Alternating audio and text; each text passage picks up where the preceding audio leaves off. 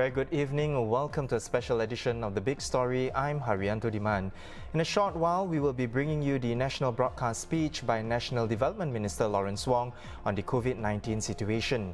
But before that, if you're watching us on YouTube, please subscribe to the Straits Times channel if you haven't already done so.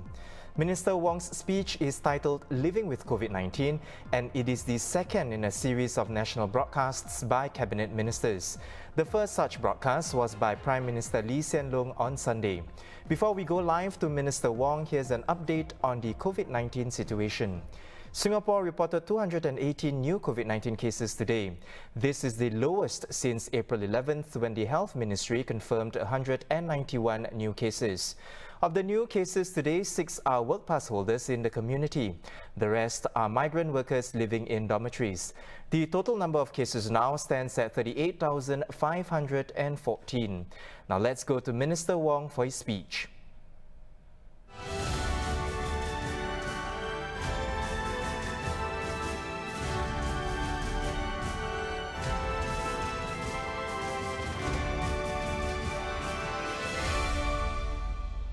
My fellow Singaporeans, good evening.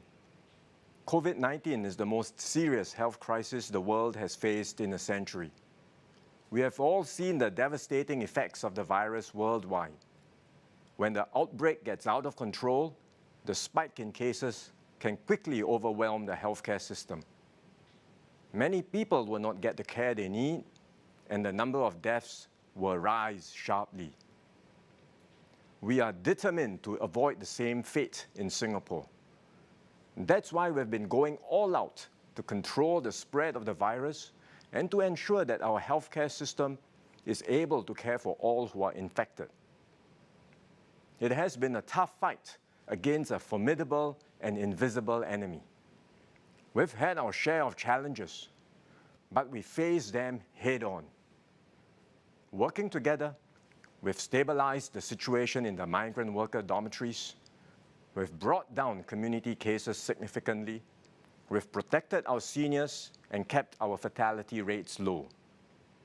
I thank everyone for your hard work and sacrifices in keeping our fellow citizens safe.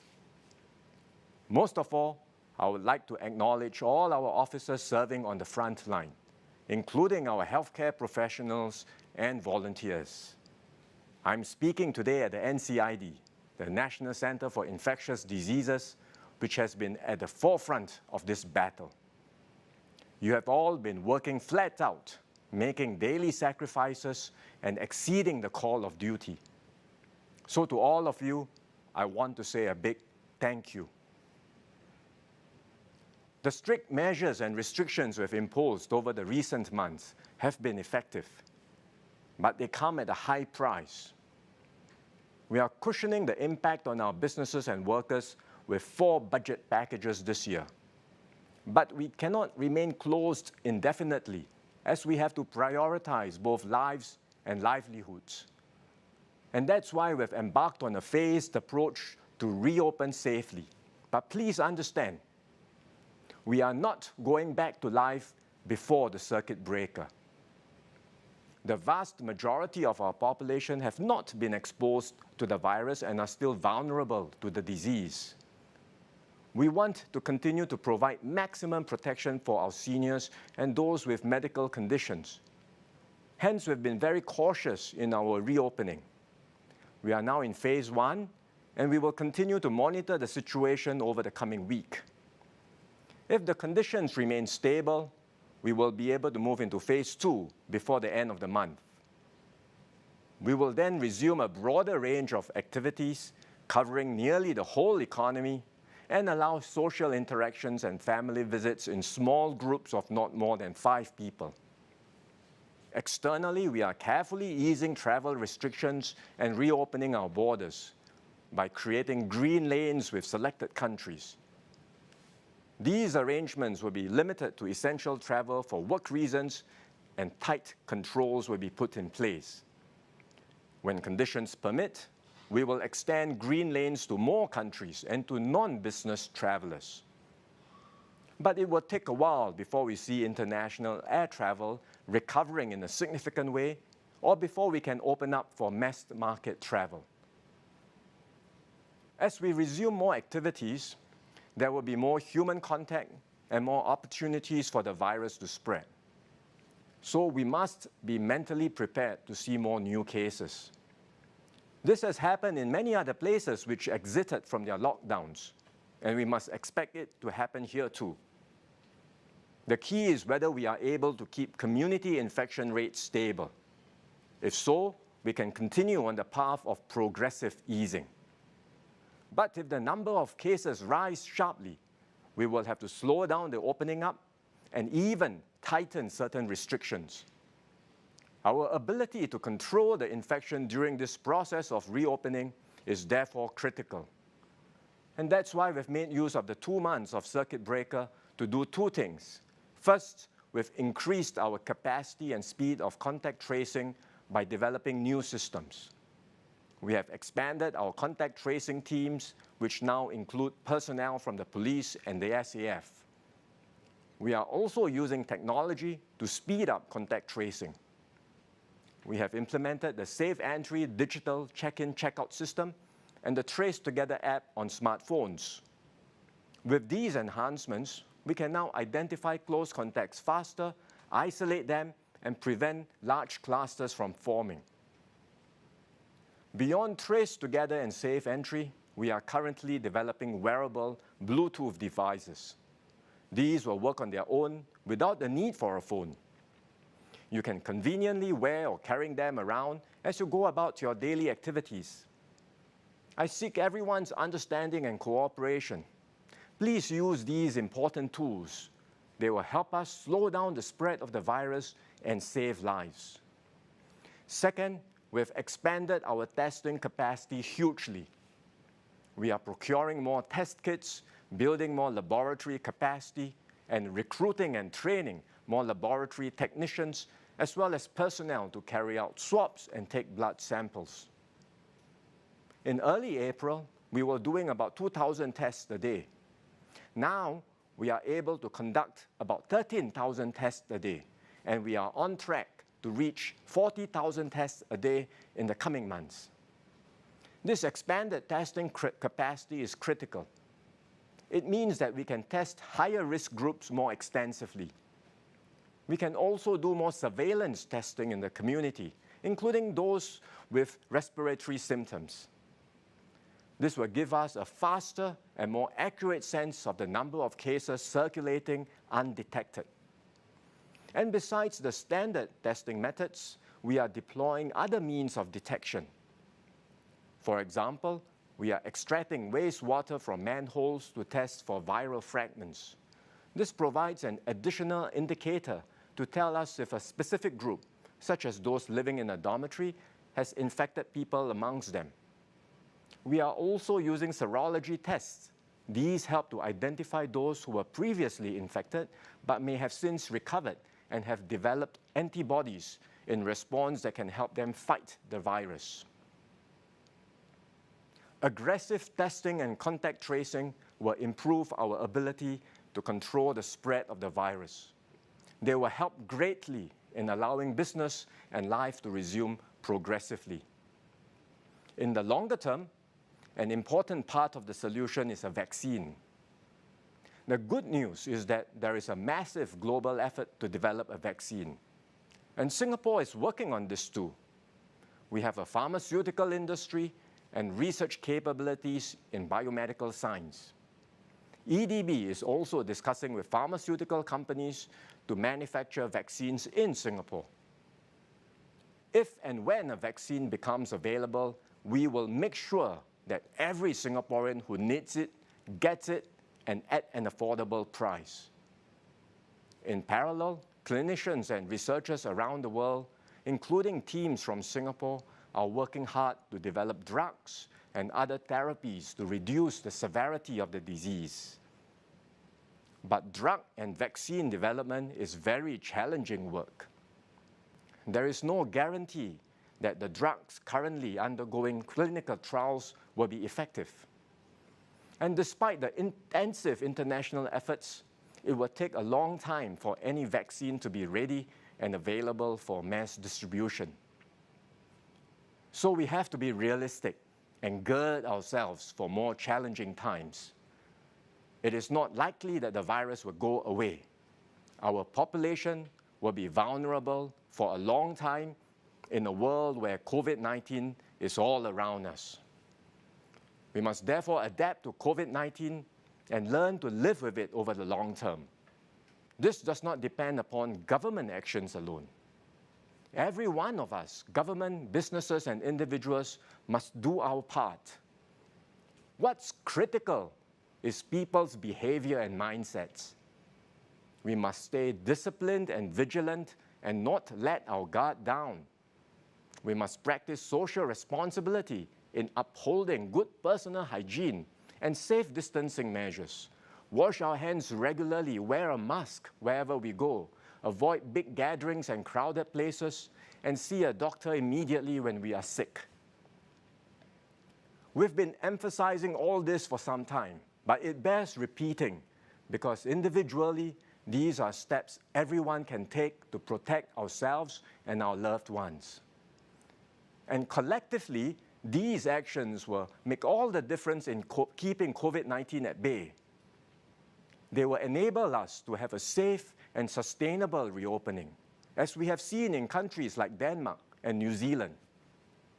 Conversely, if we are lax in our personal precautions, new cases and new clusters will multiply quickly. And despite our best efforts to test and trace, we might end up in another circuit breaker down the road. So please cooperate with the restrictions and keep everyone safe. We also have to change the way we live and work. COVID-19 has precipitated a shift towards more flexible work arrangements. Working from home, staggered work hours, and split team arrangements are becoming more of the norm. Our urban plans will need to cater to these new demands. Office and building designs will also have to change, given what we now know about the risk of transmission in enclosed spaces. We will need to improve ventilation and air filtering inside buildings.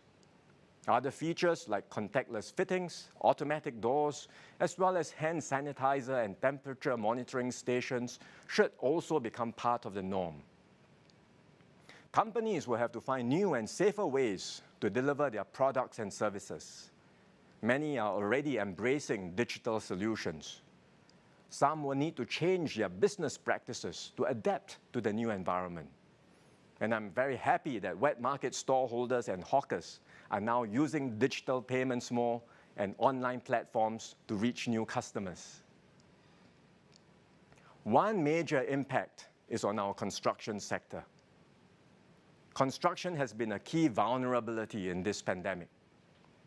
The industry will need to institute new safeguards at work sites and continue its push for automation and productivity in order to reduce its reliance on migrant workers. Workers in construction, local and foreign, will have to be tested regularly and comprehensively. We will also need to review and improve living arrangements for migrant workers. The present dormitories are in fact the outcome of improvements made over the past decade. But despite this and the precautions we took, we still had major outbreaks in the dormitories. We will tighten the safeguards and build new dormitories designed to be more resilient against infection risk. But we have to be mindful that the risks will always be there because of the large number of workers living together and sharing communal facilities. In fact, all communal living spaces, be they dormitories, nursing homes, or cruise ships, will always be at risk in the event of an infectious disease outbreak. These are significant changes which will mean extra cost for the construction industry. For now, the government is bearing these costs through the Fortitude budget. Beyond that, we will introduce other measures to cushion the impact and to move the industry to new productivity levels. I have no doubt that this will be a very difficult transition, but I assure everyone in the industry that we will work closely with you to get through this difficult patch and to emerge stronger from this experience. Ultimately, reopening and our economy and society does not mean going back to the status quo ante. I know many are looking forward to resume your favorite activities or to get back to your usual routines. But this is not the time for big celebrations or parties. We will all need to adjust our expectations, lifestyles, and norms. We have shown our grit, adaptability, and resilience during the circuit breaker. And we must continue to demonstrate the same ingenuity and resourcefulness in this new phase. For example, we have found new and creative ways to stay in touch with family and friends, chatting and exercising online, and even having virtual meals or drinks together. We may not be able to travel or have large gatherings anytime soon, but we are going on virtual tours, enjoying online concerts and learning new skills through online classes. And many of us continue to draw strength from our faiths, thanks to churches, mosques, and temples live streaming their sermons and services to their followers. In these difficult times, we have not despaired. We have not given up. Instead, adversity has brought out the best in us, both individually and collectively. We have found strength and confidence in one another. We have shown that we are capable of rising above ourselves and caring for others. Every day we see countless examples of Singaporeans from all walks of life going out of their comfort zones and going the extra mile. They are volunteering at the dormitories, distributing food to the elderly, and looking out for the vulnerable amongst us. Businesses too have been leaning forward to help. They are donating masks and supplies to those in need and contributing to our frontline COVID-19 operations. This is the Singapore spirit that gives us the confidence to press ahead, no matter how tough the odds. The road ahead is unpredictable, and countries everywhere are continuing to search for answers and solutions. There is no guaranteed formula for success, but it is our grit and resilience, our compassion and kindness, our cohesion and strength that will see us through this crisis of our generation. So let us continue to stand together, unshaken in spirit and resolve. Whatever the challenges ahead, let us face them together. And as one united people, we will defeat COVID-19 and we will prevail. And that was Minister Wong on living with COVID-19. The next broadcast will be on Thursday, June the 11th. Senior Minister and Coordinating Minister for National Security Teo Chee Hean will be giving an address on resilience in a changing external environment. Once again, I'm Haryanto Diman. Thanks for watching. Have a good evening.